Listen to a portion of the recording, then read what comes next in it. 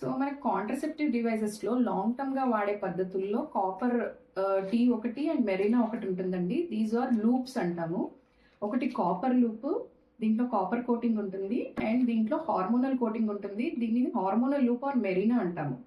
So రెండిటికి difference ఏంటంటే ఇది సేమ్ మెకానిజం ఆఫ్ యాక్షన్ ఉంటుంది, కానీ ఇది ఇంకొంచెం మెరీనా ఏంటంటే సర్వైకల్ మ్యూకస్ని థిక్గా చేసి స్పర్మ్ కూడా పైకి పెనిట్రేట్ అవ్వకుండా చేస్తుంది. ఇది extra method for preventing pregnancy for Marina.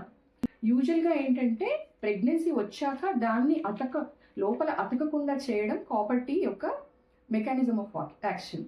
And also spermicidal అంటే స్పర్మ్ని కిల్ చేయడంలో ఈ కాపర్ తోడ్పడుతుంది.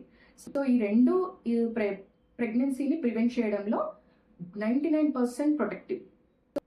డిఫరెన్సెస్ ఏంటంటే ఇది పెట్టుకున్న ఫస్ట్ 3 monthsలో, కాపర్లో పెట్టుకున్న ఫస్ట్ 3 monthsలో కొంచెం పెయిన్ వస్తుంది పీరియడ్స్లో అండ్ కొంచెం హెవీ బ్లీడింగ్ ఉంటుంది. కొంతమందికి అయితే 6 months కూడా హెవీ బ్లీడింగ్ డ్యూరింగ్ మెన్సెస్ ఉండొచ్చు. సో అది మెల్లిమెల్లిగా తగ్గిపోద్ది. అండ్ మెరీనా పెట్టించుకున్న తర్వాత ఫస్ట్ 3 months కొంచెం కొంచెం స్పాటింగ్ డైలీ కనబడుతుంది, కానీ చాలా వరకు బ్లీడింగ్ తగ్గుతుంది. 30 to 50% తగ్గుతుంది 3 monthsలో. అండ్ 6 monthsకి వచ్చేసరికి 70% కూడా తగ్గుతుంది.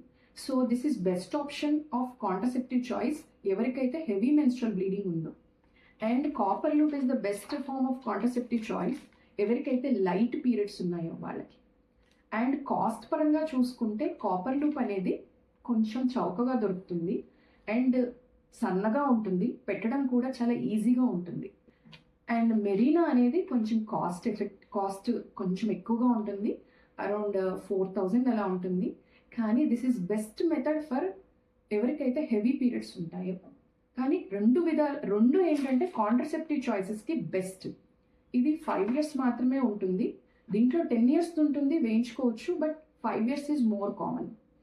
అండ్ మెరీనా వల్ల even up to 8 years contraceptive చాయిస్గా యూజ్ చేయొచ్చు. అంటే పిల్లలు కాకుండా ప్రెగ్నెన్సీ ప్రివెంట్ చేయడానికి, అన్వాంటెడ్ ప్రెగ్నెన్సీస్ని నుంచి ప్రొటెక్షన్ తీసుకోవడానికి. Thank you.